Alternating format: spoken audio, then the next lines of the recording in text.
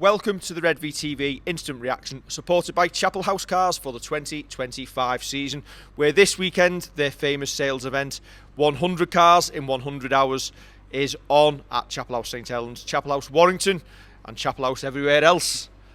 Follow our social media and we will put you in touch. Get down there this weekend. But we have fell to defeat, Kevin. 14 points to 12 against the Warrington Wolves here this evening. It was their cup final. It's a shame they didn't bring a few more to see it. But I thought we were much, much better. A lot to like with that. Some things to obviously get right, but I'm not coming away massively downhearted about it. Yet I'm very, very disappointed we've not won that game.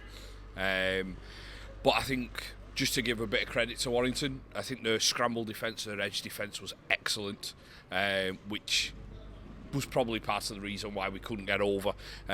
So their two tries come off, I know we'll come on to these, but a penalty and an intercept. I think their defence has won them that game.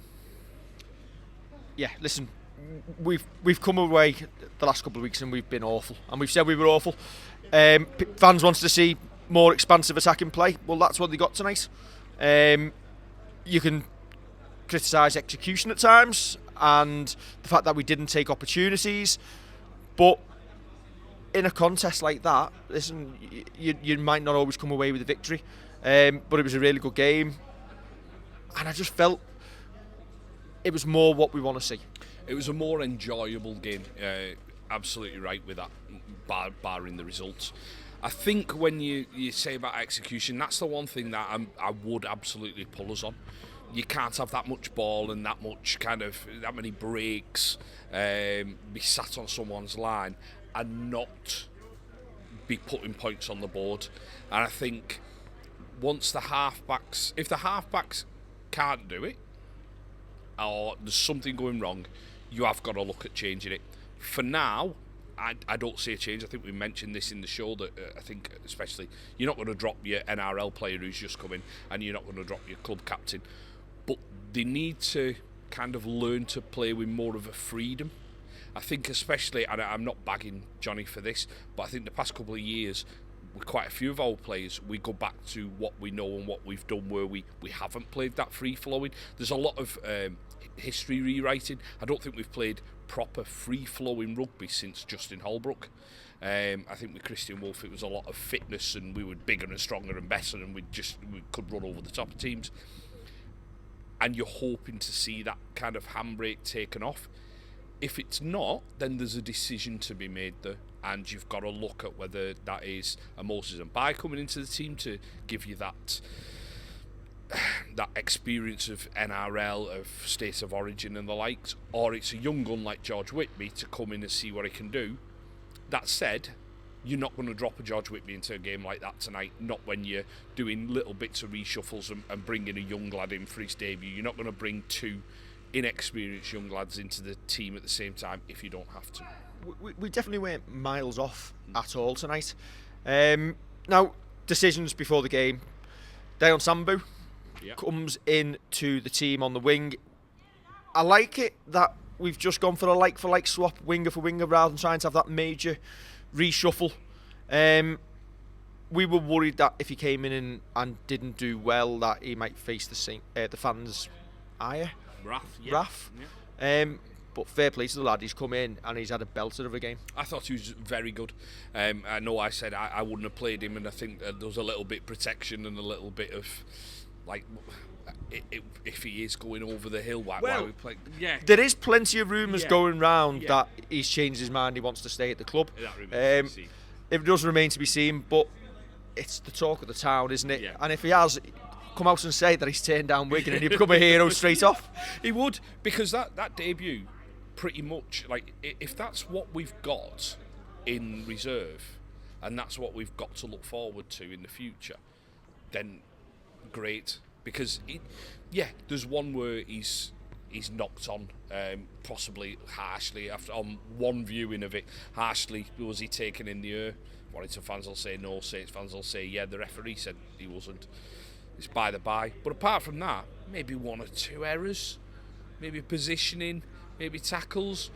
But for a debut, Yeah, he looked. I'm not going to quite go as far as Regan Grace against Wigan at third place, but a very, very promising display. It gives you a threat because of his pace. Yeah.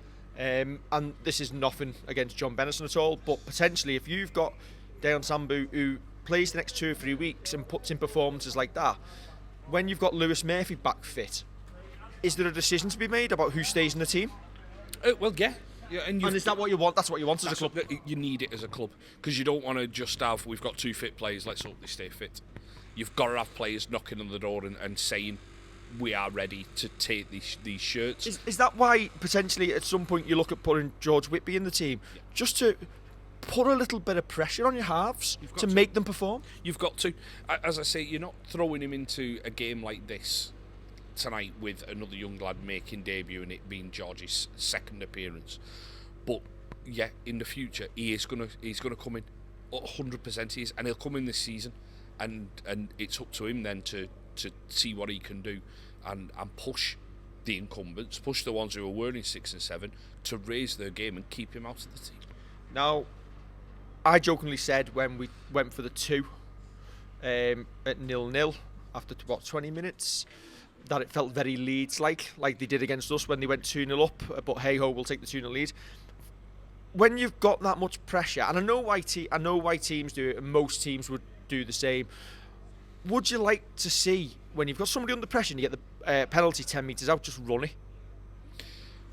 With how the game was going, yeah, I'd have loved to have seen us run it. I just think we probably had the upper hand, we probably had the field position, just take a risk. But you see it that you get the points on the board, you get the ball back, and you kind of, right, we're setting our stall out. I'd have liked to have seen us go for it. As I say, I think we're a bit clunky, probably at half-back. I think we're a bit clunky sometimes all over the park. It gives you another set on the line to try things, to see if you can spot a weakness, see if you can see a gap, see if you can put yourself 6 points ahead, or at least 4 ahead. I get why we take the 2, but not all the time. I don't think it's the right decision all the time. One thing that was highly noticeable tonight was the slow play of the ball. Now, it's week in, week out. Is that a combination of teams know how to lie on that little bit longer, put the third man in to delay it? But do we just play the ball very slowly at times, and it makes it look like we've got fans crying that they're offside all the time? But is it just because our play the ball is so slow? Is it a combination?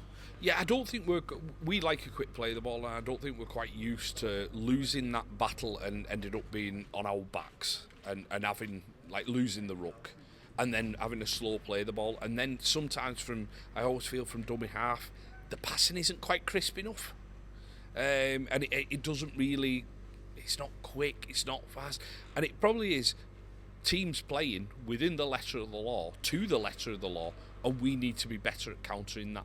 And you'd hope that as the season goes on, we do get better at it, because otherwise we'll find ourselves on the end of reverses more often than not. What you do notice is our defensive line speed. If you actually watch us now, especially when we're in our own half, we don't attack with speed. We'll quite happily sit there in like a bit of an umbrella and let the teams come into us. Maybe it preserves energy, you hope, later in games, but you don't have that intensity of forcing errors as well. Yeah, probably so. I think you said during the game it was bend not break, and it's points-wise, it's working. It's worked out. As we say, there's the penalty, which has then led to a kick through and a couple of our defenders being slower to turn when George Williams is running onto the ball, and the intercept. You'd say, well, it is working in the main. Yeah, I think the observation's right that it's not a kind of a properly in your face defence, but it works. When we can make it work. Sorry, I'm not going to say it works all the time. When we can make it work, it's very effective. If XG was a thing, XT expected tries. we'd have won that game quite comfortably. But that's professional sport. You've got to put your chances away, and if you don't put your chances away, as the couple of good lads who were stood by us were saying, you'll get punished. Yeah. And we did, and we felt like we got punished off our own. I say errors, mistakes, giving away penalties. You're going to give away penalties in games. It's how you react to that. Unfortunately, they capitalised well. Yeah. They have indeed. What have we won there? Day on signed shirt. Yeah, excellent stuff. Excellent. What was your question? Get punished. Oh yeah, if you don't take your chances, yeah, that's true. It goes for everything. You've got to put points on the board, because then you're building a bit of scoreboard pressure for the other team. So you're in their half and you're actually getting over the line. Then obviously you're putting them under the cosh. Goes without saying. I just think we're a bit clunky at the minute. You're hoping that that's going to just right itself sooner rather than later. As I say though, you come back to, is there a decision to be made? That you need to have a look at something different and just give someone a rest, maybe move it round. We've spoken about the potential that Tristan could go to full-back, Jack Wellsby could come into the house. Is that a change that will need to happen in the future? Or, once they've played more than a dozen games together, it all clicks, it all works. I think it's too early in the year to be making wholesale changes, but it does go back to what we were talking about on the Redvee TV show this week. Like, unfortunately, you're not going to drop your captain, whatever the situation, pretty much, and that's how we're going to go. I thought we looked better tonight for having Moses on the bench and giving Darryl Clark a spell. I thought Moses has done enough there to stay in the 17 as well. You said Darryl Clark a spell. He went off after half an hour and didn't come back on. He got a knock to his hip, which means that Moses might well be on the. And it also then, if Darryl Clark misses time, you look at bringing Jake Burns in, because I think we work better with an interchange hooker. Yeah, I think we do. I think it just makes us look and a proper interchange hooker, someone who you're thinking. Not Jake Wingfield for you. I love Jake Wingfield to bits, but not at 9. Like copy and paste. Yeah, not at 9. Mark Percival tonight comes back from the ankle injury. Our best player on the park. I thought he was absolutely tremendous. I think there's a couple that you could say. Morgan Knowles was great. I thought Iggy Parsi made a difference. Harry Robertson again's going well. I think Percy almost grew into the game and just hit some lines. And he's got a brand new winger outside him. Sets him up. He never gives his winger the ball. Sets him up for a try. I know people go, well, he doesn't give him enough. I've been trying to watch Percy this season. I've been trying to see how often he gives the ball. He's give John Bennison a load of ball, but is it a bit too far out? Arguably so. Still passes it. But I thought he was terrific tonight. And if but to maybes that first half, that passes he slings out to Dayon. If Dayon gets on the end of that, we score. We've got one on the other side where John Bennison goes down the wing. If we're just that little bit better in execution, we score. Listen, we've conceded 40 in a row.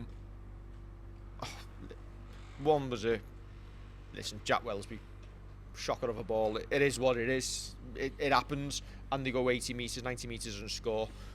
We're not far off, and we should be going to Warrington in a couple of weeks in that cup game with a lot of confidence. I think we should do. I know they'll be confident with the likes of, say, Mark Sneed and George Williams playing a lot more together and getting that kind of connection clicking. But we should be. But we've just got to work at in-game. It's all very well playing against tackle bags or a defence in training. We've got to work at being better at those plays that it goes into touch, the ball hits the floor, it's not quite sharp enough. We need to bring that soon. We weren't too far off it tonight, and I think one of the telling things is, in a game like this, gutted to come away after getting beaten, going away more positive than we did against Hull KR, arguably. I think I had Warrington to finish above us in the league. So is this defeat a surprise? Probably not really, but nonetheless. If you were revisiting your end of year league table now, would you still have Warrington above us? I don't know, because we're 5 rounds in. Yeah. Well, you made a prediction 5 rounds ago. Make a prediction now. Yeah, I would. Yeah, I'd still have him. I'm still confident. This will get clipped at some point. Yeah. We'll finish above Warrington this season. Okay. That's And I'd love you to Yeah, be right. and I'm heartened by that performance tonight, with players missing, players to come back. I don't. We'll see a lot of negativity on the timeline, on the social media, but I think the fans who were there tonight, who watched the game in the stadium, will be very much heartened by it. There's bits to clean up and bits we could change. Apart from the fan who shouted, "Come on, Saints, wake up!" after the best opening 20 minutes of our season so far against a proper team. And at the end of the set, where we went 80 metres and forced the restart. We scored. We scored off that. We got the penalty and scored off it. There we go. Yeah. Come on, I think everybody looked at each other and went, "Wow, I've just watched the same 20 minutes." Yeah, the best opening 20 minutes of us against a real team this year. And people are saying, "Wake up!" And it's like, "Oh, okay, whatever." And I know, listen, opinion's great, because someone said, you and Peter last week, somebody said, "Oh, I must have watched a different game." It's great because we all see it in different ways. I'm gutted to be coming away after being beaten, but there's green shoots there. Yes. If you stole Alex Walmsley's big head, well, not stole, if you've borrowed it, taken it home, please return it to the club so they can be used in the West Stand again this season. Alex needs his head. Okay. What else? Oh, players. Listen, we got beat tonight. The players collectively come round the field at the end of the game. It's been picked up on, it's been sorted, and you know what? Fans showed their appreciation, players showed their appreciation for the support they got during the game. Everybody goes home as happy as you can be in a defeat. Yes, it's good to see, because that's all you want. Paul Whelan said at the start of the season he wanted the community aspect of connecting the club and the fans. Dead easy way to do it in 5 minutes. Yeah, nobody's expecting an autograph. Come round, clap, walk off. We can all go home rather than standing there for 15 minutes for something that never happens. Yeah. So fair play. It's been listened to. It's been addressed. Excellent. Can't ask for fairer than that. So I'm going to give kudos to Johnny Lomax for leading that as captain. Yes. Got to. Absolutely. Yeah. If you call in, it gets dealt with. Exactly. Done his job. Fantastic. Have we done our job? Is that enough? Yeah, I think so. Redvee TV Junior's nodding, so... Thank you very much to all the Warrington fans who've watched this 25 minutes. For us not to say very much about you, it's been very much appreciated, but we appreciate the views all the same. Don't forget to like, share and subscribe, and you can watch it when we beat you in the cup in a couple of weeks. Catch you soon. Clip it.